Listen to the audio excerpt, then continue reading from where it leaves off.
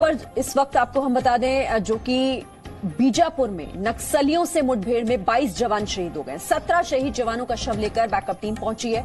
घटनास्थल से कल 5 शहीद जवानों के शव मिले थे। कल छत्तीसगढ़ के बीजापुर में नक्सलियों के साथ मुठभेड़ हुई थी सुरक्षा बलों की, और 17 शहीद जवानों का शव लेकर बैकअप टीम पहुंची है। कल ये मुठभेड़ हुई थी बीजापुर में नक्सलियों से। ये बड़ी खबर और बड़ा अपडेट इस हमले से जुड़ा हुआ आपको बता रहे हैं। घटनास्थल से कल 5 शहीद जवानों के शव मिले थे और आज 17 और शवों को लेकर बैकअप टीम पहुंची है। छत्तीसगढ़ के नक्सल प्रभावित एरिया जो कि बीजापुर, यहां पर मुठभेड़ हुई थी। सुरक्षा बलों ने 9 नक्सलियों को भी मार गिराया, कई नक्सलियों को जख्मी भी किया है। लेकिन इस बीच 17 शहीद जवानों का शव लेकर बैकअप टीम आज पहुंची है। ये बड़ी मुठभेड़ हुई थी सुरक्षा बलों और नक्सलियों के बीच। इसमें हम अपडेट आपको दे रहे हैं। बीजापुर सुकमा जिले के बॉर्डर पर मौजूद ये इलाका जो कि नक्सलियों का ये प्रमुख इलाका कहा जाता है, यहां पर हमेशा नक्सलियों की प्लाटून हमेशा तैनात रहती है।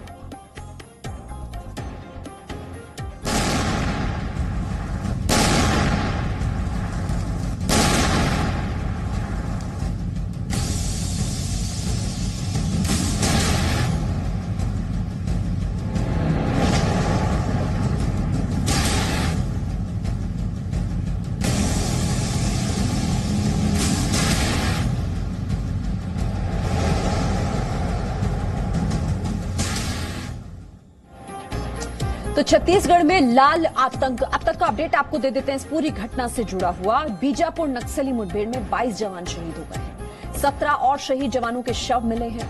मुठभेड़ में 9 नक्सली मारे गए हैं और 15 घायल बताए जा रहे हैं।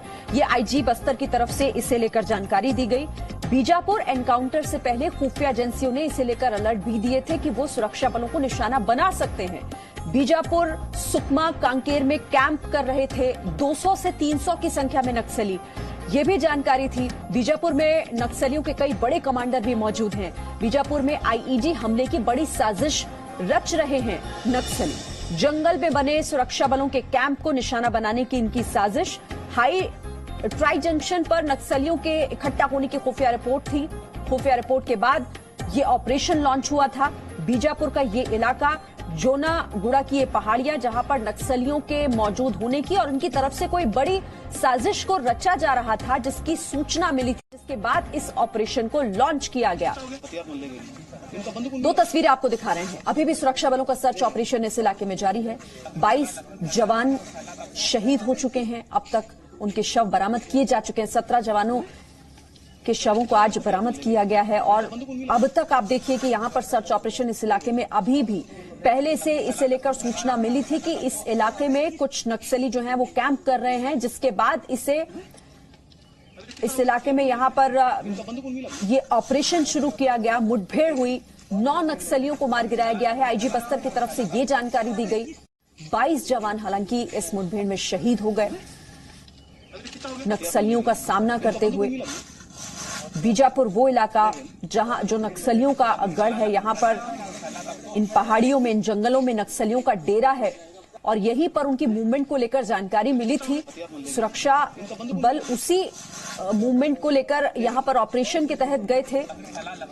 बताया जा रहा है कि इस सूचना के बाद सीआरपीएफ के कोबरा कमांडोज, सीआरपीएफ बस्तरिया बटालियन और स्पेशल टास्क फोर्स के लगभग 2000 जवान यहां पर पहुंचे थे और फिर ये ऑपरेशन शुरू हुआ था। नक्सलियों ने यहां पर पूरी घेराबंदी की थी, लेकिन लगातार हमारे सुरक्षा बलों ने उसका सामना किया। उन सभी का बस्तर इलाके का ये जो बीजापुर जो ये इलाका है, ये अपने आप में नक्सलियों का गढ़, यानी कि यहां पर खतरा चारों तरफ से होता है। मूवमेंट को लेकर जो जानकारी मिली, उसके बाद इस ऑपरेशन को शुरू किया गया। और इसी बीच एक बड़ी खबर भी इससे जुड़ी आ रही है। बीजापुर हमले में नक्सल कमांडर हिडमा का हाथ, सूत्रों से ये जानकारी मिल रही है। पिछले महीने बीजापुर में सक्रिय दिखा था हिडमा। बीजापुर सीमा पर बताया जा रहा है कि 100 से 120 की संख्या में नक्सली देखे गए थे। 60 से 80 नक्सलियों का दूसरा ग्रुप भी बीजापुर में ही मौजूद था। सूत्रों से अहम जानकारी ये मिल रही है। टॉप नक्सल कमांडर है हिडमा, जिस पर 25 लाख रुपए का इनाम है और इसी का हाथ इस पूरे हमले के पीछे होने की खबर बताया जा रहा है कि इनकी मूवमेंट ज्यादा थी। इस सीमा पर 100 से 120 की संख्या में नक्सलियों को देखा गया था और फिर यह ऑपरेशन शुरू हुआ था। हम सीधे रुक कर लेते हैं। मेरे साथ और ज्यादा डिटेल्स के साथ मनीष हमारे संवाददाता जुड़ गए हैं। मनीष, फिलहाल अपडेट और क्या है इस खबर पर? देखिए, बहुत दुख की खबर वहां से जिस तरीके से आई है कि हमारे काफी ज्यादा जवान मार्टर हुए हैं। लेकिन कल शाम से ही जिस तरीके से नक्सलियों के साथ एनकाउंटर हुआ, उसके बाद हमारी सिक्योरिटी फोर्सेस ने जो भी नक्सली शामिल थे उनको घेरने का काम शुरू किया। लेकिन बीजापुर और सुकमा जैसे अगर आप एरिया में जाएंगे तो सारे जंगल के इलाके हैं और इतने जंगल है कि वहां से ऐसे हमले करके इन जंगलों का फायदा उठाते हैं, नक्सली वहां से निकल भागते हैं। तो अब दोबारा उनसे कांटेक्ट कब होगा ये कहना बहुत मुश्किल है, क्योंकि उनको पता है कि किस तरीके से अपने आप को छिपना है। वो लोकल गांव में जाकर के छुप जाते हैं और ऐसे वक्त में फिर इकट्ठा होते हैं जब उनको हमला करना है। लेकिन जो सबसे बड़ी बात है कि पिछले महीने ये खुफिया इंटेलिजेंस ये जानकारी मिली थी कि हिडमा वहां पर मौजूद है, हिडमा बीजापुर में देखा गया है। अब जी मीडिया ने भी बाकायदा रिपोर्ट दिखाई थी और सिक्योरिटी फोर्सेस लगातार ये कोशिश कर रही थी कि हिडमा को इस बार उसको घेरा जाए, कहीं पर उसका एनकाउंटर किया जाए या उसे पकड़ा जाए। लेकिन नक्सलियों के पास भी खुद का अपना इंटेलिजेंस नेटवर्क है। शायद वो भी प्लान कर रहे थे कि कोई एक ऐसी यूनिट है जो डीआरजी या फिर सीआरपीएफ यूनिट, कहीं अगर कॉम्बिंग ऑपरेशन में निकली कोई छोटी यूनिट है, उसके ऊपर अटैक कर दिया जाए, हमला कर दिया जाए। और यहाँ पर देखने को ये मिला कि कल करीब 400 से 500 के करीब नक्सली एक साथ आए थे और फोर्सेस पर अटैक किए। हालांकि हमारे पास जो हम सीआरपीएफ या डीआरजी थी वो भी कम नहीं थे, उनकी भी संख्या ज्यादा थी, लेकिन वो अचानक उन्होंने हमला किया, आईडी ब्लास्ट किए और अचानक वहां जंगल की तरफ वो निकल भागे हुए हैं। तो अभी तो इस वक्त यही हो रहा है कि जो जवान हमारे घायल हैं उनको हॉस्पिटल, जो वहां का रायपुर का जो सेंट्रल हॉस्पिटल है, उनका इलाज किया जा रहा है। जो बहुत ज्यादा इंजर्ड है उनको देश के दूसरे हिस्सों में रेफर करने की तैयारी की जा रही है। लेकिन शायद ये किसी ने सोचा नहीं था कि जब हम एक अपर हैंड पर थे और हमारी फोर्सेज लगातार नक्सलियों को खत्म कर रही थी, अभी कितनी बड़ी कैजुअलिटी हमें मिलने वाली है। जाहिर तौर पर, क्योंकि नक्सली हमेशा इसी तरह से घात लगाकर हमला करते हैं। और मनीष, ये भी खबर है कि इस तरह की जानकारी थी पहले से कि ऐसी मूवमेंट होनी है और हमले का भी अंदेशा था कि हमला कर सकते हैं ये नक्सली। बिल्कुल, देखिए पिछले साल कोविड था, इस वजह से नक्सली ज्यादा बाहर नहीं निकले और इसके साथ ही हमारे सिक्योरिटी फोर्सेस ने भी कोई बहुत मेजर ऑपरेशन लॉन्च नहीं किए थे, क्योंकि छोटे मोटे ऑपरेशन चल रहे थे लेकिन बड़े ऑपरेशन नहीं हो रहे थे। और इस बीच ये कहा जा रहा है कि नक्सलियों ने अपनी स्ट्रेंथ को मजबूत करने की कोशिश की, उन्होंने कुछ रिक्रूटमेंट करने की कोशिश की, और लेकिन सबसे ज्यादा तलाश हिडमा की थी। 25 लाख का ये इनामी नक्सल कमांडर है और जो नक्सलियों की अपनी खुद की, जो हम ये कहते हैं कि उनकी आर्मी है खुद की, जिसको बोलते हैं पीएलजीए, उस बटालियन 1 का ये हेड था। और इसमें पीएलजीए में तमाम महिला जो हार्डकोर नक्सल कमांडर्स हैं वो भी उसके साथ थे। वो भी लोग प्लान कर रहे थे कि इस बार सिक्योरिटी फोर्सेस पर अटैक किए जाएंगे। ये बात हमारी इंटेलिजेंस एजेंसीज ने भी बताई थी और हमारे सीआरपीएफ, कोबरा या डीआरजी, उनको भी मालूम था कि इस बार कोई बड़ा ऑपरेशन होगा और सभी तैयारी कर रहे थे कि हिडमा को घेरा जाए। बीजापुर में लगातार उसके इनपुट मिल रहे थे, तमाम हमारे पास जो ड्रोन है उसका हमने इस्तेमाल किया था।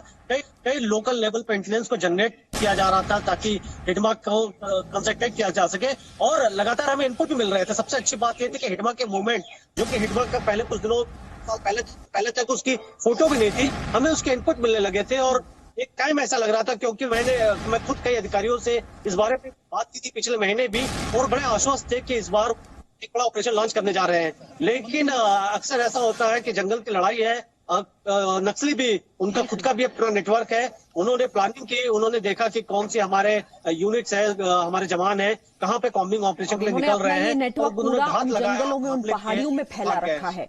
हालांकि यहां पर सुरक्षा बलों ने पूरा मोर्चा संभाला हुआ था, लेकिन बावजूद इसके यहां पर नक्सली जिस तरह से अटैक कर रहे थे, 22 जवानों के शहीद होने की एक दुखद खबर आ रही है। मनीष, आप मेरे साथ रहिएगा, लेकिन इस बीच मुख्यमंत्री भूपेश बघेल ने क्या कुछ कहा है वो भी आपको सुना दें। जवान शहीद भी हुए हैं, कुछ जवान भी मिसिंग है, उसकी सर्चिंग लगातार रेस्क्यू टीम लगी हुई है और लगभग 4 घंटे तक के लगातार फायरिंग हुई है और नक्सलियों को बड़ा नुकसान हुआ है। हमारे जवान भी शहीद हुए हैं, अभी मिसिंग हुए हैं, तो उसके बारे में पूरे आंकड़े अभी आने बाकी हैं। टीम निकली हुई है और मैं उनके परिवार के प्रति संवेदना व्यक्त करता हूं। साथ ही इनकी जो शहादत है वो बेकार नहीं जाएगी और पूरी ताकत के साथ लड़ेंगे। जहां तक की बात नक्सलियों की है, वो अपने अस्तित्व की आखिरी लड़ाई लड़ रहे हैं। तो सुरक्षा बलों ने पूरा मोर्चा संभाला। अभी भी सर्च ऑपरेशन यहां पर जारी है और नक्सलियों को भी बड़ा नुकसान यहां पर हुआ है। अब हम आपको बताते हैं कि बीजापुर हमले का हिडमा कनेक्शन क्या है। सुरक्षा बलों को पिछले महीने अलर्ट किया गया था।